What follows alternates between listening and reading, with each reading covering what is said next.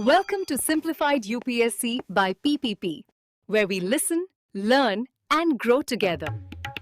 Detailed lecture notes in English and Hindi, plus practice questions for prelims and mains, only on our Telegram channel. Link in description. Like and subscribe for more. Simplified UPSC by PPP channel पर आपका एक बार फिर स्वागत है। आज हम प्रकृति की एक कह सकते हैं सबसे ताकतवर और रहस्यमयी घटनाओं में से एक पर गहराई से बात करने जा रहे हैं। और अपनी चर्चा शुरू करने से पहले हम अपने सभी मौजूदा सदस्यों को दिल से धन्यवाद देना चाहते हैं। आपका समर्थन ही वो ऊर्जा है जो हमें हर बार आपके लिए ऐसी गहरी और जानकारीपूर्ण चर्चा लाने के लिए प्रेरित करती है। बिल्कुल।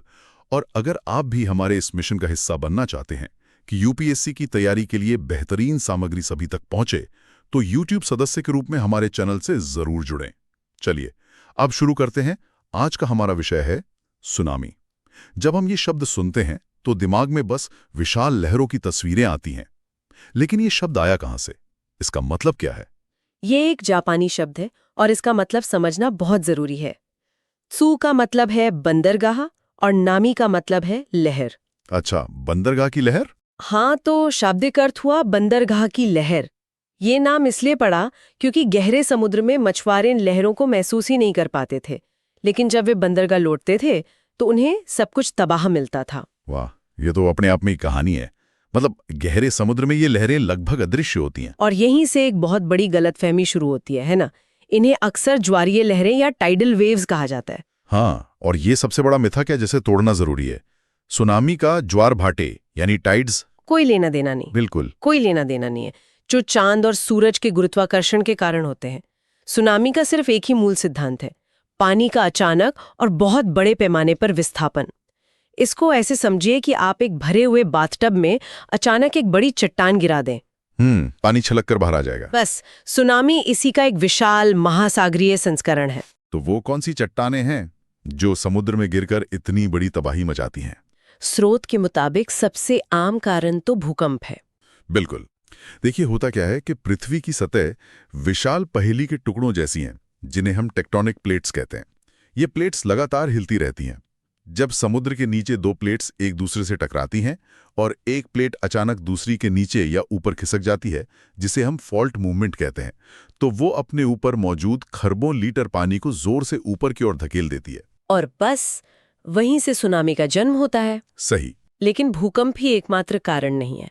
स्रोत में दो और बड़े कारणों का जिक्र है, और उनमें से एक का उदाहरण तो मतलब होश उड़ा देने वाला है। भूस्खलन यानी लैंडस्लाइड्स। हाँ, 1958 में अलास्का की लुटुया बे में जो हुआ वो अविश्वसनीय था।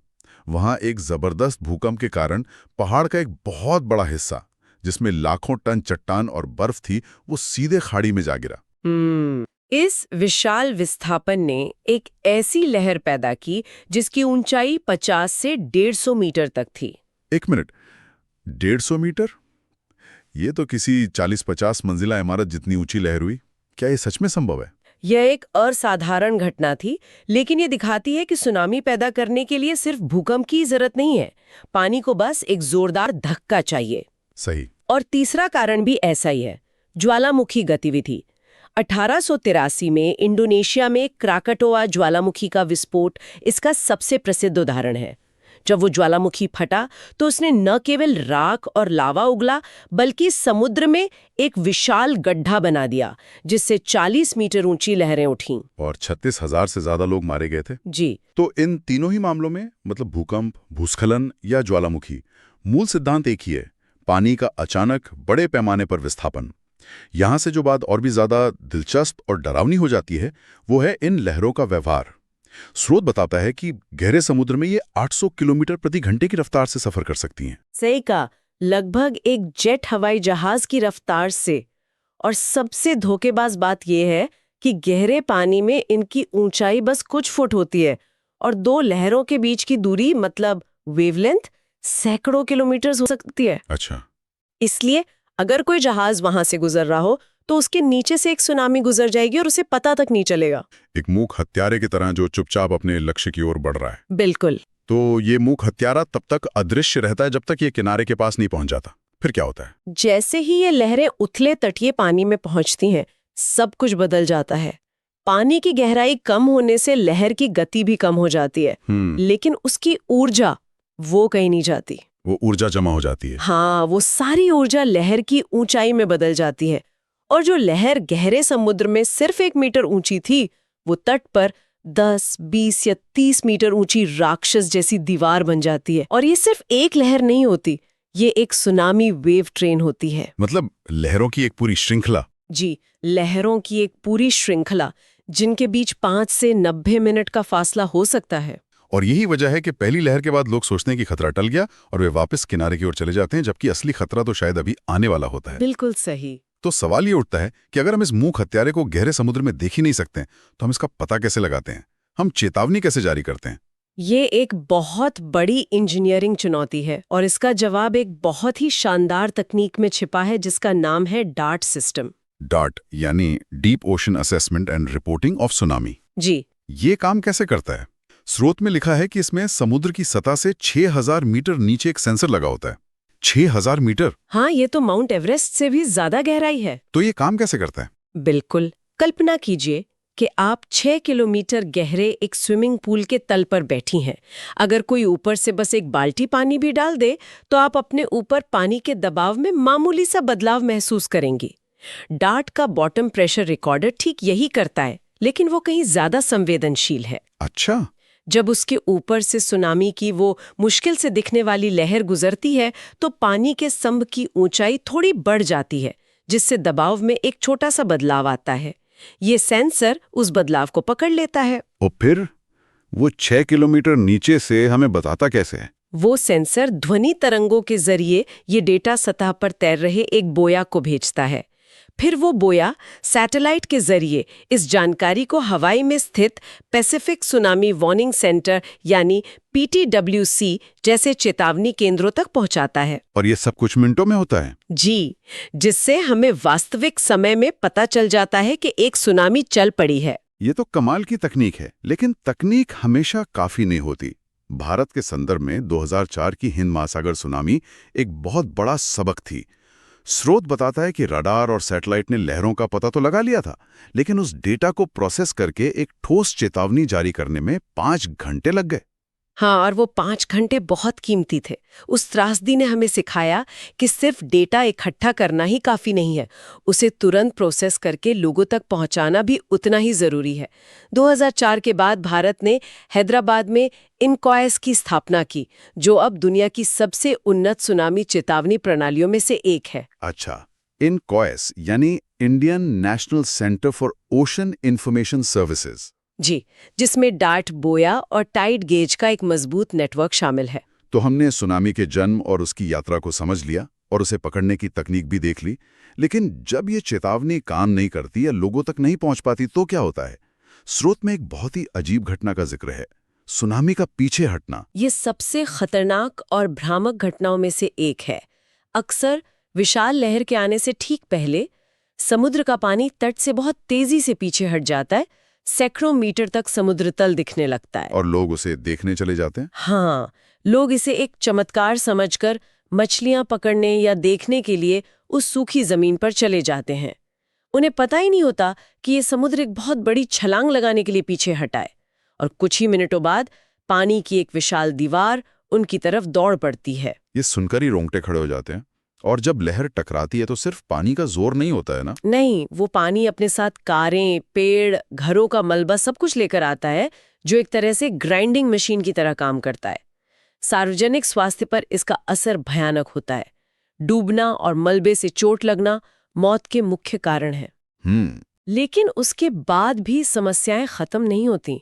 सीवेज सिस्टम तबाह हो जाते हैं, पीने के पानी के स्रोत जैसे कुएं खारे पानी से भर जाते हैं, और जल भराव से बीमारियां फैलने का खतरा बढ़ जाता है। और सामाजिक आर्थिक प्रभाव भी उतने ही विनाशकारी होते हैं। मछुआरों की नावें और जाल बह जाते हैं, उनकी पूरी आजीविका एक झटके में खत्म हो जाती है। खेती की जमीन खारे पानी से बंजर हो जाती है, पर्यावरण को भी भारी नुकसान पहुंचता है। मैंग्रोव जंगल और कोरल रीफ्स, जो खुद तटीय सुरक्षा की पहली दीवार होते हैं, वो भी तबाह हो जाते हैं। बिल्कुल, भारत का इतिहास ऐसी घटनाओं से अछूता नहीं रहा है। स्रोत में दी गई तालिका के अनुसार 1881 में कार निकोबार 1941 में अंडमान द्वीप समूह में सुनामी आई थी। और 1945 में कराची के पास मकरान तट पर आए भूकंप ने गुजरात के कांडला में 12 मीटर ऊंची लहरें पैदा की थी। और फिर आया 26 दिसंबर 2004 का दिन, जिसे कोई नहीं भूल सकता। इंडोनेशिया के बांदा आचे के पास 9.1 तीव्रता के भूकंप ने हिंद महासागर में ऐसी सुनामी पैदा की जिसकी मिसाल नहीं मिलती। भारत के पूर्वी तट पर 10 मीटर ऊंची लहरें टकराईं और अकेले भारत में 10,000 से ज्यादा लोगों की जान चली गई। वैश्विक उदाहरण हमें दिखाते हैं कि ये लहरें कितनी विनाशकारी हो सकती हैं। स्रोत में 1993 में जापान के होकाइडो का जिक्र है, जहां भूकंप के बाद आई लहरें 30 मीटर तक ऊंची उठी। 30 मीटर, जैसा कि हमने पहले भी कहा, ये एक 10 मंजिला इमारत के बराबर है। जी, ये हमें एक जरूरी सवाल पर लाता है कि इस अकल्पनीय शक्ति के सामने हम इंसान कर क्या सकते हैं? क्या हम खुद को बचा सकते हैं? स्रोत कुछ संरचनात्मक उपायों की बात करता है, जैसे कि सुनामी दीवारें। हाँ, जापान जैसे देश जो सुनामी के हॉटस्पॉट में हैं, उन्होंने अपने तटीय शहरों के चारों ओर 4.5 मीटर या उससे भी ऊंची कंक्रीट की दीवारें बनाई हैं। वे फ्लड गेट्स और वाटर ब्रेकर्स का भी इस्तेमाल करते हैं। लेकिन जैसा होकाइडो का उदाहरण है, हाँ, जैसा कि होकाइडो का 30 मीटर लहर वाला उदाहरण दिखाता है, ये दीवारें हमेशा काफी नहीं होती। आप प्रकृति के खिलाफ कितनी ऊंची दीवार बना सकते हैं? तो अगर दीवारें हमेशा समाधान नहीं हैं, तो और क्या विकल्प हैं? हमें प्रकृति के खिलाफ लड़ने के बजाय उसके साथ काम करना सीखना होगा। यहीं पर भूमि प्रबंधन यानी लैंड मैनेजमेंट और साइट प्लानिंग की भूमिका आती है। मतलब कि जो इलाके सबसे ज्यादा जोखिम में हैं, वहां घनी आबादी वाले घर या महत्वपूर्ण इमारतें बनाने से बचें। बिल्कुल, उन जगहों को पार्कों, खेल के मैदानों या खेती के लिए छोड़ दें। अगर सुनामी आती भी है तो जान माल का नुकसान कम होगा। स्रोत में कुछ बहुत ही व्यवहारिक डिजाइन समाधान भी दिए गए हैं, जैसे घरों को जमीन से ऊपर स्टिल्ट्स या पाइल्स पर बनाना। हाँ, ताकि पानी नीचे से बहकर निकल जाए और इमारत को कम नुकसान पहुंचाए। सही। और ऐसी निर्माण सामग्री का उपयोग करना जो खारे पानी के कारण जल्दी खराब ना हो। एक और महत्वपूर्ण तथ्य यह है कि ज्यादातर सुनामी लहरें 3 मीटर से कम ऊंची होती हैं। तो अगर घरों को सिर्फ कुछ मीटर ऊंचा बना दिया जाए तो भी बहुत बड़ा फर्क पड़ सकता है। इसके अलावा ऊंची जगहों पर मजबूत सामुदायिक हॉल बनाना जो आपदा के समय सुरक्षित आश्रय स्थल के रूप में काम आ सकें। ये सब जानना यूपीएससी की तैयारी के नजरिए से बहुत महत्वपूर्ण है। चलिए इस अध्याय के अंत में दिए गए अभ्यासों पर एक नजर डालते हैं। पहला सवाल सुनामी के 3 कारणों और परिणामों के बारे में है। जैसा कि हमने चर्चा की, 3 मुख्य कारण हैं: समुद्र तल पर भूकंप, बड़े भूस्खलन और शक्तिशाली ज्वालामुखी विस्फोट। और परिणाम? जान माल का भारी नुकसान, सार्वजनिक स्वास्थ्य का संकट, आर्थिक तबाही और दीर्घकालिक पर्यावरणीय गिरावट। दूसरा सवाल है कि सुनामी की भविष्यवाणी कैसे की जा सकती है? इसका जवाब डार्ट सिस्टम जैसी उन्नत तकनीक में है, जो गहरे समुद्र में दबाव के बदलावों को मापकर वास्तविक समय में चेतावनी जारी करती है। और PTWC जैसे केंद्र जो इस जानकारी को दुनिया भर में फैलाते हैं। बिल्कुल। और तीसरा सवाल रोकथाम करने के 5 उपायों के बारे में पूछता है। यहाँ हम हमारी चर्चा से 5 बिंदु निकाल सकते हैं। पहला, संरचनात्मक उपाय जैसे सुनामी दीवारें और वाटर ब्रेकर्स। दूसरा, गैर संरचनात्मक उपाय जैसे स्मार्ट भूमि उपयोग योजना। तीसरा, बेहतर बिल्डिंग डिजाइन जैसे घरों को स्टिल्स पर बनाना। चौथा, ऊंचे स्थानों पर सामुदायिक आश्रय स्थलों का निर्माण। और 5वां, जो शायद सबसे महत्वपूर्ण है, हाँ, एक तेज और प्रभावी चेतावनी प्रणाली के साथ साथ लोगों की शिक्षा और जागरूकता। बहुत बढ़िया। ये एक व्यापक सा लॉन्च था और अपने श्रोताओं को हम एक बार फिर याद दिलाना चाहेंगे कि अगर आपको हमारी ये चर्चा उपयोगी लगी तो सिंप्लीफाइड यूपीएससी बाय पीपीपी को सदस्य के रूप में शामिल होकर अपना समर्थन जरूर दें। आज के इस गहरी चर्चा में हमारे साथ शामिल होने के लिए धन्यवाद। अगली बार तक सीखते रहें और सवाल पूछते रहें। और जाने से पहले आपके लिए एक विचार छोड़ के जा रहा हूं। हमने कंक्रीट की दीवारों जैसे संरचनात्मक उपायों और भूमि उपयोग जैसी योजनाओं पर बात की, लेकिन एक तीसरा रास्ता भी है, पारिस्थितिक समाधान। जरा सोचिए, तटीय इलाकों में मैंग्रोव के घने जंगलों को फिर से उगाना और संरक्षित करना मानव निर्मित दीवारों की तुलना में समुदायों की सुरक्षा में क्या भूमिका निभा सकता है? ये एक बहुत महत्वपूर्ण सवाल है। 2004 की सुनामी में यह देखा गया था कि जिन गांवों के आगे मैंग्रोव की दीवार थी वहां तबाही बहुत कम हुई। तो क्या भविष्य का समाधान कंक्रीट में है या प्रकृति के साथ साझेदारी में? इस पर सोचिए। Thanks for watching. Follow us on Telegram and Instagram. Don't forget to like, share, and subscribe.